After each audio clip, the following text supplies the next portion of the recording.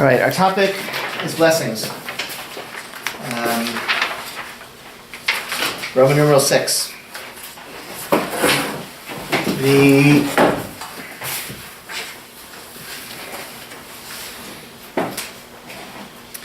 So the truth is there's blessings.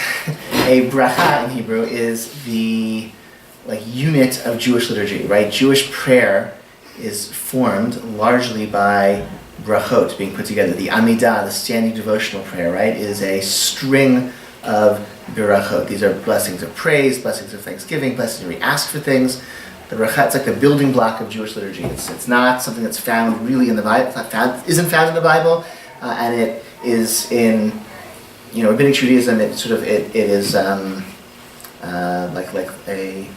going to say it again. The foundation, the building block. Okay, it's the unit out of which Jewish liturgy is constructed. There are a number of different types of brachot. There are brachot, blessings, that are said prior to performing certain mitzvot, like lighting Shabbat candles. Asher, you say, Baruch atah Adonai Eloheinu melech haolam, Asher kiddushanu mitzvotav v'tzivanu lahadlik nir shel Shabbat. Right, that formula, Asher kiddushanu mitzvotav, was sanctified us with His commandments to do the mitzvah of X, Y, Z. There are dozens of such brachot associated with certain mitzvot. This was an attempt by the rabbis to get us to do mitzvot with intention, with intentionality and focus, to understand that we're doing something, not a random act, but we're doing a mitzvah. We're performing a religious act, a religious ritual by saying the bracha. It's a teacher of mine who said there was sort of a need over the years for kind of bracha inflation. That originally the assumption was you do the mitzvah, you're performing that, you're in a relationship with God, you're in a relationship with the infinite by means of being commanded by God, right? When humanity first receives commands in the Garden of Eden, don't eat the fruit of the tree, that's a tremendous elevation in our stature, that we are a commanded being in a relationship with God through that being commanded. And so if you're doing a mitzvah, if you're putting on a talit, or washing your hands prior to eating, or any other, lighting Shabbat candles, lighting Hanukkah candles. Asher kiddushanu mitzvotav v'tzivanu, has sanctified us with His commandments and commanded us to X, Y, Z. Very dramatic, very powerful. You wouldn't need anything to make the moment intense, and because what could be more intense than being in a relationship with God through being a commanded being? And yet, people do mitzvah without really stopping to think what they're doing. And so the rabbi said you have to say a blessing beforehand. Over time, even saying the blessing is something you can do in a haphazard way without being really conscious. And so some people develop the custom of adding a declaration. Behold, I am ready and prepared to fulfill a commandment of the Torah to X, Y, Z. And then they say the bracha. And this was a way to focus for a second, prepare about what you're about to do when you say this bracha, when you say this blessing. And then even that, over time, people could say that and just without really meaning it. And some people had then developed the custom of saying, through this mitzvah, I am engaging in a mystical act of unifying the shattered elements of God, and in fear and trembling, I am about to do the mitzvah. And then they say the bracha, and this is you find this printed in some Sidurim as well, prior to certain mitzvot, even these mystical statements about unifying God's name in some way, whatever that means in Jewish mysticism, and that that also, it's all a never-ending attempt to get people to focus on what they're doing. But if you are not yet in the bad habit of saying brachot without paying attention, stop and pay attention when you say brachot, when you do mitzvot. They're all really a tremendous opportunity to be in a relationship with God through being commanded. Now, some mitzvot are not only about being in a relationship with God, they're also about helping other human beings. None of those mitzvot have brachot. Right? It's a mitzvah to give charity, the mitzvah to feed the hungry, to visit the sick. None of those mitzvot, to honor one's parents. None of those mitzvot, to love your neighbor. None of those mitzvot, those interpersonal mitzvot, have brachot associated with them. And why that would be the case? Because you do it so often. You do. You do it so often. If you're honoring your how do you quantify that? Right, it's very hard. Very hard. I don't know. Give me some water. Say, okay. Baruch atah Hashem, Asher kiddushanu v'tzivanu, al kibud hayim. Right. Blessed is God who sanctified us with and then you give him other water. Why don't we do that? Why don't we do that? Because they would die from thirst before. So that is one explanation. If there's your parents hopefully not, but if there's a hungry person who's waiting to be fed, so it's very nice. You want to say this bracha to get in the headspace and make sure that you're doing the mitzvah with the awareness that you're serving God and in relationship with God through being commanded. But meanwhile, there's a hungry person who's waiting for you for food and clothing and medical attention, and a sick person needs to be visited. So skip the bracha and help the person right away. There's another reason. Any other suggestion? Well, it might ruin the effect if you say the bracha. Like if your parent asks you, if a parent asks you for some water or give me a favor, I had a hard day, can you listen to me? Say, sure, I'm happy to. Let me say the bracha first. I say, you know what? We want to be loved and cared for ourselves, not by people who are doing the mitzvah. I once had a Shabbat dinner with somebody who I guess had been taught that he had to appreciate his wife. His wife's cook. She cooked the dinner, and he was trying to be really appreciative of her at the meal. And so every dish that she brought to the table, he would effusively praise in a way that sounded, to me it seemed like he was, not being sincere. Okay, I don't know. To me it seemed, as a guest at the table, it seemed to me that he was not being sincere, but that he was actually like checking off a checklist of every dish that's brought to the table deserves, this salad, thank you so much. She wasn't a good cook. She was a fine cook. She was a fine cook, but everything she brought to the table warranted an effusive, over the top, declaration of how skilled and delicious it was, and and it seemed to me that he was just checking a box of must praise wife for each thing she brings to the table, rather than a spontaneous act of. And it's okay if you need rules and guidelines to be nice. That's fine. But I think maybe to be on the receiving end, you want it to feel a little more spontaneous. So if you say a bracha before being nice to your parents, before loving your fellow person, and being nice to your spouse and your whatever, and then helping a poor person, I think people want to feel that you're caring for them for themselves rather than checking off boxes. And so that's another reason perhaps why there's no bracha for any interpersonal mitzvah. But religious mitzvot often have brachot before them. These are called birkat mitzvah, a mitzvah bracha that we say before we do the mitzvah. The bracha is never, in Hebrew we say ma'akev. It's not ma'akev, eno ma'akev. It doesn't prevent one's fulfillment of the mitzvah. If you skip the bracha, you've still done the mitzvah, but it's a great chance. You should say the bracha. It's a wonderful opportunity again to bless God and to again draw awareness of the fact that we have this incredible stature of being sanctified through God's commandments. We are commanded beings. All human beings are commanded by God, and Jews have extra mitzvot, which is a wonderful chance for sanctity and holiness in our lives and the world at large. So brachot are great. There's a bracha that a father says at a circumcision of his son. Only the father says this bracha, and a cousin who told me, he said, listen, fathers are always very nervous and they rush when they say this bracha, but you don't know how many times in your life you get to say this bracha, right? Many people never say this bracha, and some people maybe say it once or twice in their whole lives, and you should therefore say it with take a breath and pause and say it. So that's why I tell fathers at a bris, I say, listen, you're a little nervous, it's very common, just take a breath and say, pay attention, it's a beautiful bracha, and say it with meaning, and savor the moment. Because you don't know how many other times in your life you get to say this bracha. Even bracha that you get to say every week or every day, it's still very special. So you should say it in a way that's special. We also have brachot, also blessings before and after we eat. Okay, so the blessing after eating is in the Torah. The Torah says, So about kind of the blessing of just being kind or giving charity. Yeah. Why wasn't it adopted to say it over Shacharit services?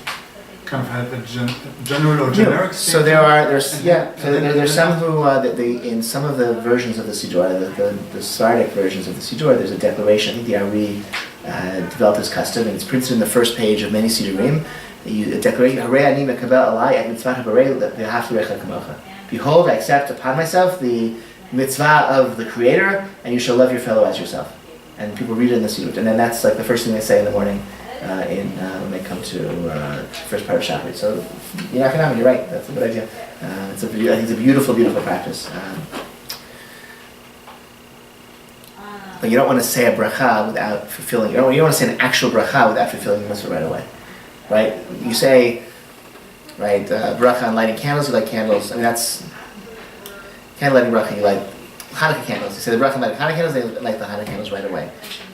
So the bracha on listening to the Megillah read on Purim, and then we don't talk before we do the mitzvah, right? We want to have continuity between the bracha and the thing we say the bracha over. So if there were a bracha over giving to the poor, you'd have to do it right away, right? You can't just say the bracha and have it be, do the mitzvah right. There's always continuity between the bracha. There's a story, it's a joke, okay, of somebody who was, I'm going to ruin the joke, but so somebody was, let's see if you get the joke, okay? It requires level 7 of like Jewish knowledge to get this joke, okay? There's a Jewish man was held up at gunpoint on Shabbat, and he had no money to give to the robber. So the robber got very angry. He says, "If you don't give me money, I'm going to shoot you." And he had no money. He doesn't carry his wallet on Shabbat, of course. So he prepared to die a martyr's death, and he said the bracha of dying a martyr. The bracha of dying a martyr's death. The robber was very taken by this display of piety, and said, "All right, you know what? This guy's nuts. I'm out of here. I'm going away." And he walked away. So the Jew was left standing there. He'd said the bracha, and he was like, right? And he couldn't talk because he had said the bracha, so he was stuck. Right? He was like, okay, all right. If you laugh, that's good. You pass level 7. Okay, and, okay. Because when you say the bracha, you have to like do the thing right away. Okay, so all right. So the bracha after eating is a command in the Torah itself. Explicitly, it says in the book of Deuteronomy, "You shall eat and be satisfied, and you shall bless the Lord your God for the good land that He gave you." The book of Deuteronomy is very concerned about, right? This is Moses' final speeches as he is about to die, as the Israelites are about to enter the land of Israel and start farming and living a normal life after 40 years in the desert, and he's really worried they're going to live a normal life and they're going to farm and they're going to get rich and successful, and they're going to forget God. And they're going to think, with my own strength, I built this myself. I did this myself. I earned this. I worked for this. And this successful life is because of me. And that's the attitude that Moshe warns them against time and again. And the bracha, the saying of blessing, thanking God, acknowledging God after eating, is the tactic that the Torah endorses and demands. And the Torah, it says, "V'chata b'savatu," you shall eat and be satisfied, meaning even be full, and then you say the bracha. So at a Torah level, you only have to say Birkat HaMazon, grace after meals, if you're full. But rabbinically, we say you're obligated to say Birkat HaMazon, grace after meals for any meal, even if you're not full. Brachot before eating are explained in the Talmud as being a kind of eating without enjoying benefit from the world, without saying a bracha, a blessing beforehand. The Talmud compares to the sin of Me'ilah. Me'ilah is misappropriation of sacred temple property. If you misappropriate temple property, that's a sin in the Torah. It's called Me'ilah, and that's what eating without saying a blessing beforehand is akin to. You don't have rights to the world. The world does not exist for your pleasure until you say a blessing. If you say a blessing, then you're entitled to have a drink of water, sip a glass of wine, have a sandwich. Okay, you have to say the bracha first. So let's look at some brachas. Okay. Let's turn to oh, look at that.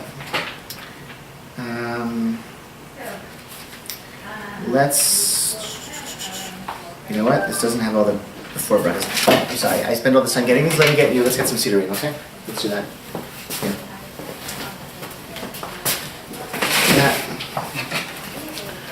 You know what? Let's see. 1, 2, 3, 4, 5, 6, 7, 8. So we have 8 Sidurim.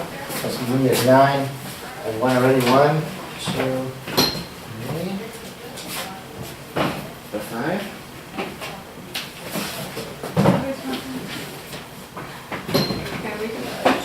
There's no need to share. Plenty.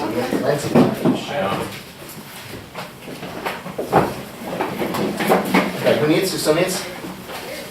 2.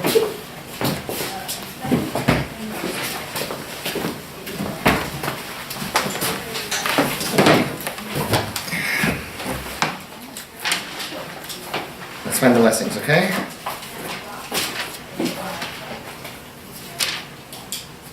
Blessing section. Oh, it's not here. 999. Thank you. In many Sidrim, you find it in between Shachrit and Mincha, right? It's like in between the morning service and the afternoon service. You're out in the world saying blessings.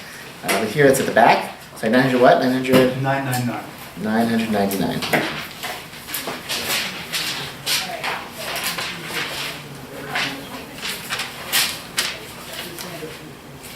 No, let's go to 995. Let's go. Let's actually. Let's go to 995. Okay, these are the before blessings. 995. You have all the blessings before eating food. Okay, let's go down the list.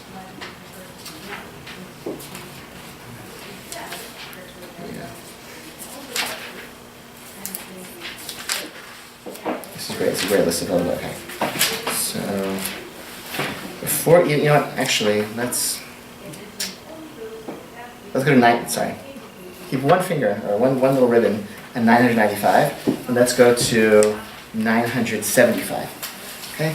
The catch-all blessing. You know, in the olden days, when the bread was not just a staple, it was like your bowl and your silverware all combined, right? They would eat meals. They would eat like some sort of dip with maybe vegetables or meat or whatever it was, but they would just dip bread into it, and that's how they ate. So the bread served the function of, I guess, a napkin and a plate, and your silverware was served by bread, and they would just dip into whatever dish of stuff that was the meal. That's how people ate in Talmudic times, and so bread was like not just like an element of the meal, it was the mainstay of the meal. So a meal that has bread, you say a blessing on the bread, and then nothing else for the rest of the meal. You say a bracha on bread, there's no additional bracha that has to be said for anything served with anything else. So a Shabbat meal, where we have 2 loaves of challah, you say the blessing on the bread, which is hamotzi lechem min haaretz, you eat some bread, and then there's no other blessing you say on anything else you eat at the meal. Some fish, some chicken, okay, some salad, no other blessing, because you said hamotzi. And that's true of any other meal. If you have bread at any meal, you have a bagel, you say hamotzi for the bagel, no other blessing for the lox, for the cream cheese, for the tomato, for the onion, for anything else you have with that meal. Before eating bread, we wash our hands. There's a mitzvah blessing for washing hands. That's the mitzvah preparation for eating bread. So 975, Asher kiddushan mitzvotav v'tzivanu al netilat yadayim. That's the hand washing blessing. It's a mitzvah blessing because it has that phrase, Asher kiddushan mitzvotav v'tzivanu, who has made us holy through his commandments and has commanded us to wash our hands. And then afterwards, we then say the hamotzi lechem min haaretz, the blessing for the bread. Okay, let's go now. Go to 995. If you eat food other than bread or matzah that's made from the 5 species of grains, which are wheat, barley, rye, oats, spelt, or rice. So it's not bread, but it's made out of barley, rye, oats, spelt, or rice. For example, what's not bread but can be made from a grain? Oatmeal. Oatmeal. What else? Barley, like what? Like cooked barley. Cooked barley. Sure. What else? Noodles. What else? Rice. What else? Crackers. Okay. What else? Lasagna. Okay. Things. Pizza. Yeah. Okay. Okay. Not bread. Not matzah. Made from grains. The bracha is berei minim is a no. There it is. Okay. Next. Before drinking wine and grape juice, berei pri agafen. We're going from sort of the most narrow to the broadest. Before eating any fruit that grows on trees, berei pri eitz. For example, what's a fruit that grows on a tree that has the bracha berei pri eitz? Grapefruit. What else? Apple. Apple, orange. What else? Avocados. Good. What else? Mangoes. What else? Lemons. Sure. Yeah, lemons. I don't know if you eat lemons, but if you were to, sure. What else? Olives, probably. What else? Almonds, cashews, pecans, cherries. Sure. Good. Okay. Very nice. Okay. Before eating vegetables or fruit that does not grow on trees. Okay. So what's the difference between a tree and a not tree? According to these brachot, it's anything. If the tree has branches that come from a trunk and that remain alive from year to year, as opposed to something where the branches don't. Everything comes. The leaves come from a central point that doesn't stay from year to year. For example, a banana grows from what we would say is not a tree. It's a shrubbery. It's a banana plant. The leaves are really big and they come from a central place. There aren't branches. So bananas, like tomatoes, like melons, like cucumbers, like beets, potatoes, collard greens, kohlrabi, jicama. What about blueberries? Are they? What's that? No. Blueberries have branches. They're small. They're short shrubs, but they have branches. They're very small branches, and they're short bushes often. But they. That's how it's- raspberries. Raspberries also aids. They grow. The bushes have branches that stay from year to year. Watermelon? Watermelon do not. Watermelons are a vine. They grow on the ground. It's hadama. Oh, yeah. Very good. Watermelon, celery, lettuce, rutabaga, radicchio. What? Carrots. Carrots. All bananas. Are all hadama. Peanuts? Peanuts. Yes, good. Not tree nuts, but peanuts. Very good. Pineapple? Pineapple, I believe also yes. Pineapples do not grow from. They're a strain. They're kind of I don't know what they're called. The botanical name for them, but they. Within 1 year, and then it's all gone? Yeah, pineapples. Yeah, there's no That's amazing. there's no branches for a pineapple tree. Yeah, you can actually take if you twist off the green part of the pineapple, stick it in a pot, it'll grow a new pineapple bush. Wow. Okay. So that's Peripia. So it's a broader category, right? The Peripia 8 is a smaller subsection of edible plants. It's edible plants that grew from a tree or a tree-like thing, whereas Hadamah is a broader like plant category. Okay. If we're eating other foods or drinking other liquids, so it's everything else, which is like most things, is Shakol Ni'abivro. So what's Shakol Ni'abivro? Everything else. For example, Meat? meat. Good. What else? Grapefruit juice. Grapefruit juice, because it's no longer in the fruit form. Very good. What else? Somebody has studied this before. What else? Cheese. Okay. Soda. Coffee. Chocolate. Ice cream. Ice cream. What about eggs? Eggs. Good. Eggs. Exactly. Mushrooms. Mushrooms. Good. Mushrooms. Judaism understands mushrooms not to be plants that grow from the earth. Judaism understands mushrooms to be like they grow from the air, sustained from the air. I don't exactly know what that means. Botanically, mushrooms are fungi. They're not plants, so it makes sense that they're a different category, but they're not considered great plants. They're not because of the rabbis didn't understand them to be growing from the ground. And they grow differently. That is true. Chocolate's kind of interesting. Chocolate is made from a fruit of a tree, but it's heavily processed. So most people say shakol for chocolate. Okay. So mushrooms really go with Shakonia? Yeah, I think that's true. Is that you? Did I tell you this? I think you're right. I think that's true. There are websites that have lists of brachot you can find. There are little booklets that you can find that have lists of brachot for foods that you might not know. Foods that are combinations are sometimes tricky. You go with the majority or the most important, but it's not always so obvious what the majority or most important is. So maybe you just separate and eat things separately. You want to prioritize the species, the 7 species that the land of Israel was praised for being bountiful in, like grapes and figs and pomegranates and wheat and olives. Good. Okay. So those species eat those things first. You say the bracha on them first. Another thing different about the 7 species through which the land of Israel was praised for, they have a special after bracha. So if you have bread at the meal, the after blessing is the full grace after meals, which extends all the way from, I guess it's sort of the beginning is on page 975, and it goes all the way to 993. Okay? That's the full grace after meals. The secret is, once you get to the middle paragraph, the paragraph that ends in the middle of page 987, you could really stop. Everything after that is optional. So you should know that. If you get tired, or you're having hard to concentrate, or you're on a bus, whatever, once you get to the Lama Yechasrenu, that's the end of the obligatory Birkat Hamazon. Everything after that is optional. On 977. 987. 987. Yeah, Lama Yechasrenu. That, and then we'll talk about it here. If you just maybe let's look at these little booklets, because you should all have one of these. And the truth is, we actually have a lot. If you don't have one of these, you can take the ones that you're finding home with you and stick it in your pocketbook or carry it around with you. If you don't have one, but let's look in the book. Let's go to page. Go to page. We'll do the paragraph. Go to page 59, the first paragraph. Okay. Page 59 in the booklet. Okay, paragraph 1 is Psalm, I think it's Psalm 130. We sing this usually only on special days. Shabbat, a holiday, some special occasion, a wedding. We sing Psalm 130 as like a preface to Grace After Meals. Okay, paragraph 2 is something called Zimun. Zimun is a formal introduction invitation to Grace After Meals. If a group of people eat together, if 3 men or 3 women eat together, then they should one of them should invite the others to recite Grace After Meals and be a leader, okay? That's paragraph 2. Paragraph 3 is the first actual blessing of Grace After Meals. It focuses on just basic sustenance, that we have food. Paragraph 3 begins on page 61. See the giant 3?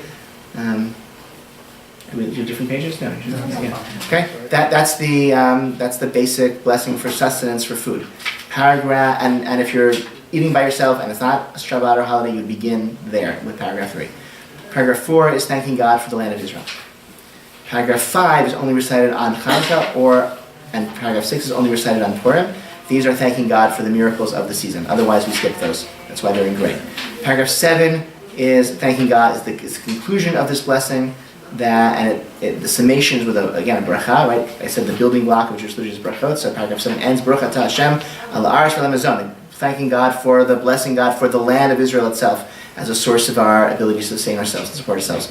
Paragraph 8 then focuses on Jerusalem, and it's a prayer for the rebuilding of Jerusalem. How can we mention the land of Israel without mentioning the exile and our suffering? And so that's what paragraph 8 is. Paragraph 9, once we're mentioning Jerusalem, and if it's Shabbat, then of course we have to mention the fact that in the times of the temple, Shabbat was celebrated in a very special way, and so that's what paragraph 9 is about. So it's only said on Shabbat. And similarly, on other special days, paragraph 10 is only said on Rosh Chodesh, the first of a new month, or on Rosh Hashanah, Sukkot, Pesach, Shavuot. Okay, it says all the days, otherwise we skip it. Paragraph 11 is the conclusion of this blessing, and it focuses on Jerusalem. Right? Blessed is God who rebuilds Jerusalem. Paragraph 12 is a blessing thanking God for God's goodness to us. This was added actually under sad circumstances during the Bar Kokhba rebellion against the Romans, which was crushed around the year 135 or so, and the city of Beitar was massacred by the Romans, and the bodies did not decay until we were able to bury the thousands of dead. And that was seen as a great act of kindness, that we were able to bury our dead, and so this blessing was added. Which is a strange story, because it's a terrible thing that happened, it's a terrible suffering, but we were able to bury our dead, and so that's what this blessing, it's a blessing just of God's goodness. After that, everything else is optional. Paragraph 12 is the end of the obligatory Birkat Hamazon. Everything after that is optional. As you're learning Birkat Hamazon, you might not want to say it, because it's optional, and it's hard to learn to say Birkat Hamazon every time you eat. But it is there, and it's nice to say, and they're nice things, they express nice ideas, so it's good to learn it, so you should say it, okay? You should say it except when you don't. That's paragraph 13 through the end of paragraph 18. What did they stick in paragraph 12 about kind of... That's the story. The story is that after the story in the Talmud is that after we were able to bury those who died in Beitar, and so it was seen as a special miracle of God's goodness, and so this was said. It's interesting. It's curious. It's interesting. It might not be historically accurate about when this bracha was added, but that is a story that the Talmud tells. Because otherwise it makes no sense. Because just as an aside, when you have a chain of brachot together, you don't start each paragraph. If it's a short bracha, you start with baruch. Like a short bracha starts with baruch. A long bracha, you have baruch at the first paragraph at the beginning, and you have maybe a chatima at the end with baruch, and then a long paragraph. You have a string of baruch together, you don't have baruch at the beginning. So you shouldn't have baruch. The paragraph 12 should not be with baruch, because you have a string of baruch together, you don't start each paragraph, right? The paragraph, the prior paragraph, Nodeh doesn't start V'yal HaKol, right? Rachemna, the other brachot don't start with baruch, because they're a string of brachot that appear together. Just like the Amidah, each blessing in the Amidah, a string of 19 blessings, they don't start with baruch, because they string together. So why does this one start with baruch? So the answer is all the first three are biblical in some way, and this one was added later. And to signify that difference, we say baruch. Which is why there's also an amen at the end of paragraph 11, because it's like the end, that was it. Okay? Let's now go to page 77. If you don't eat a full meal with bread, you just have a snack You're making me hungry, actually. I missed dinner. If you have a snack that contains one of the 7 species through which the land of Israel is praised for, grapes, olives, figs, dates, pomegranates, wheat, then you say, grain, then you say this longer blessing. It's called the threefold blessing because there are 3 different versions. There's a version for fruits, there's a version for wine, there's a version for grain products, but it's all basically the same bracha, and it's only said for the 7 species. Where here, grain, which is really 5 species, counts as 1. Okay, wheat, spelt, barley, rye, and, well, oats, not oats, but it's a, okay, you say al-neche afterwards. Oh, oats or rye, sorry. Wheat, barley, spelt, oats, or rye. Thank you. All 5 of the grains, plus the other 6 species that the land of Israel is praised for, get this longer, short, long, whatever, this threefold blessing. So that would be cookies, pasta, pomegranates, figs, wine. Okay, you would say this, but not. I don't know. If you made a cookie out of potato starch, you would not say this. If you had a steak and spinach dinner, you would not say this. Okay, if you had a cheese stick, you would not say this. Okay, for everything else, cheese stick, potato bread, apple. You would say this very short blessing at the bottom of page 80. Short blessing, that for everything else. Eventually, if you don't already, if you say this, if you say these blessings at every, this is very short, you'll probably memorize it. And so you memorize it, have it written on a piece of paper, so that when you have a glass of water, a can of seltzer, an apple during the day, you can quickly say this after bracha. You can have a little card in your wallet, maybe, they make, which have the threefold blessing if you have a snack. And for a full Birkat Hamazon, you can keep this in your purse or in your jacket pocket and whip it out for the full Birkat Hamazon, or you have it on your phone. There's prayer book Siddur apps you can have on your phone if that's easier. They also have, you can get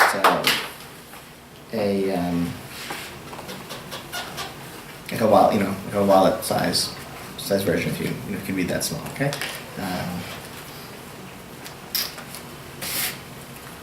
Let's go back to the prayer books. Okay. Page 995, you have all the blessings that we just saw in the little booklet are there in the Siddur. By the way, yeah. Wine, you're saying Alagefen or Yeah. Yeah. And what about if you just eat grapes? Also, I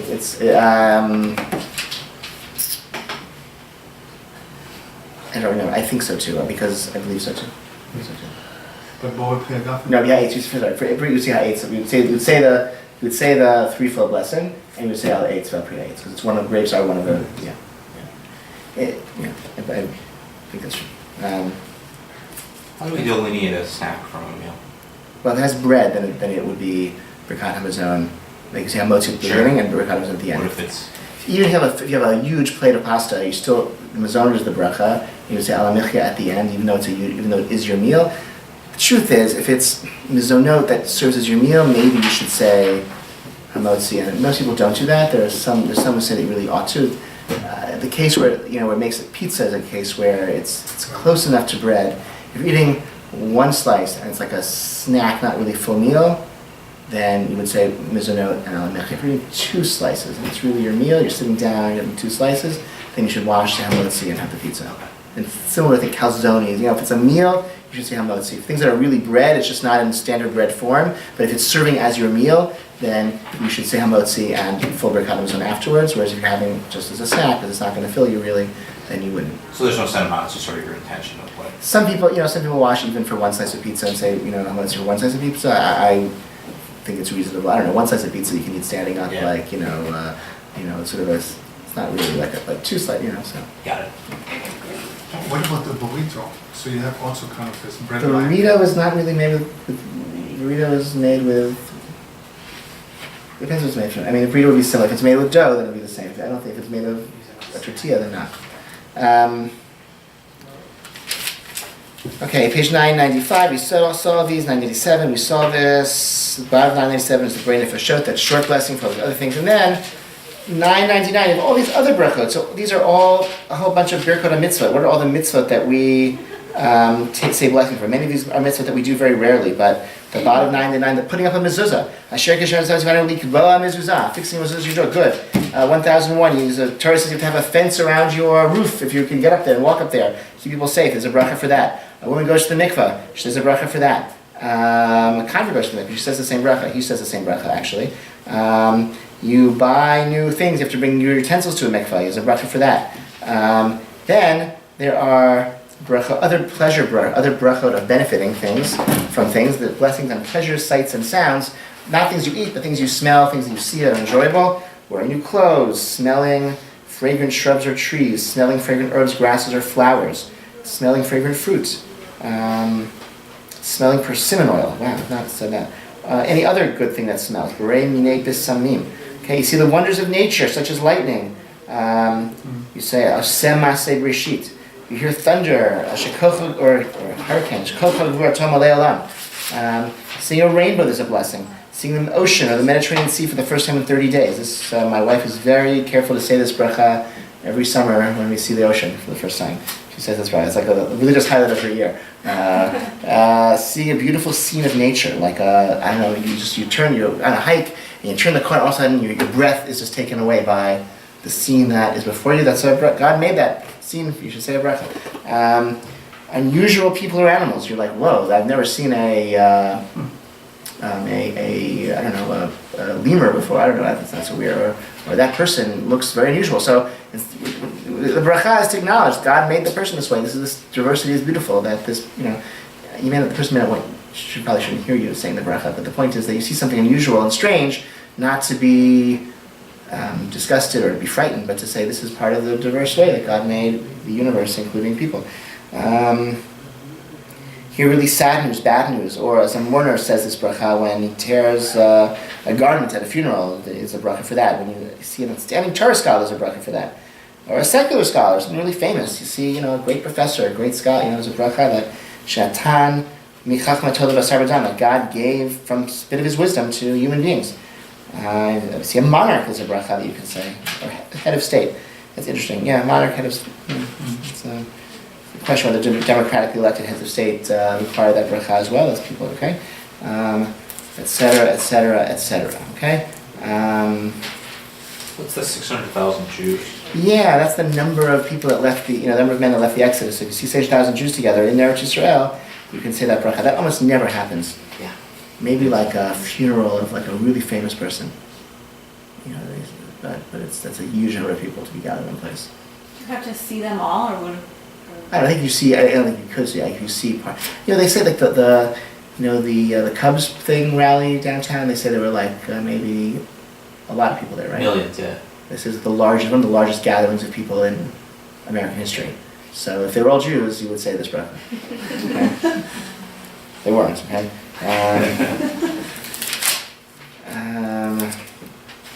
There's a page 1005. There's a bracha, Asher Yatzar, which is what you say after using the toilet.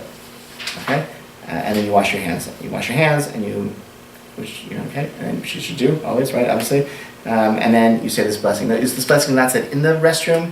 You don't say brachot in bathrooms, basically, but you say it when you leave the restroom. You say this bracha. It's a little bit long. It's a beautiful blessing. It speaks about very concrete terms.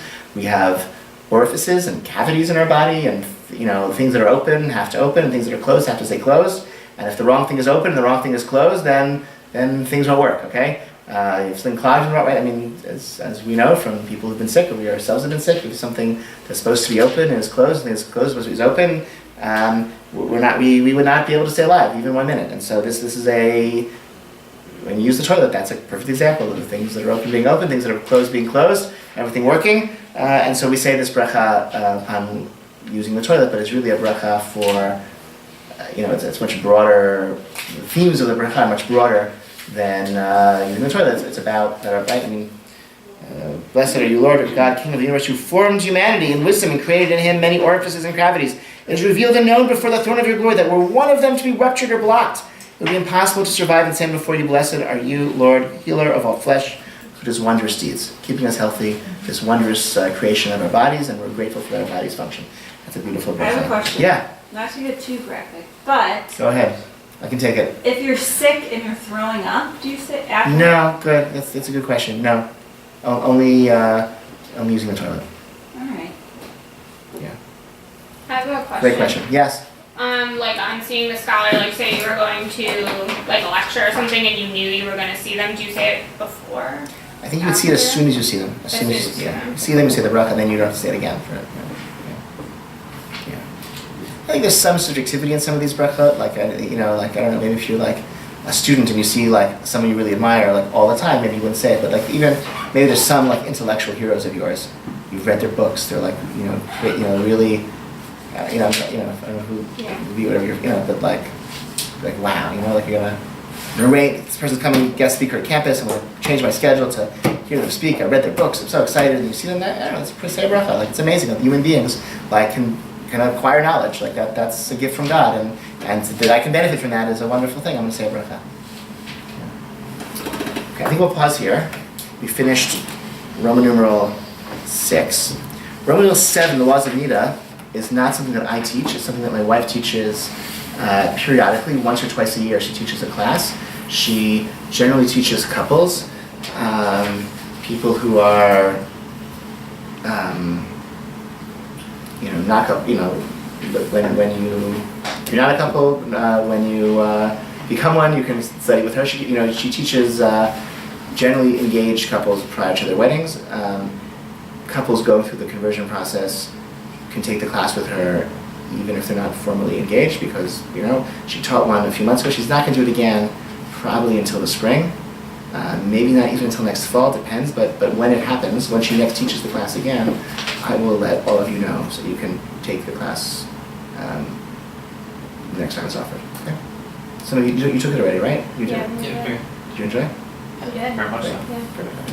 Great, thank you for that Is it plug. Yeah. Is it just one class? No, it's like 5 or 6 Yeah. lectures. Yeah. Yeah. So it's just time consuming for her, and with our schedule, it's hard for her to find the time to do it. So we wait till there are a number of couples who all need to take the class, and then we do it together. But we try to pack everyone in who might need it whenever she does it. We used to do like couples individually, which is wonderful, but thank God there are too many couples in the community for her to do that. Yeah. The group setting is actually nice. Sort of. You like it? Good. Yeah, I think so too. That's so nice to hear. I'm really glad to hear that because you could like get to know people and. Yeah, exactly. And just hearing other people's thoughts about the subject too is interesting. Right.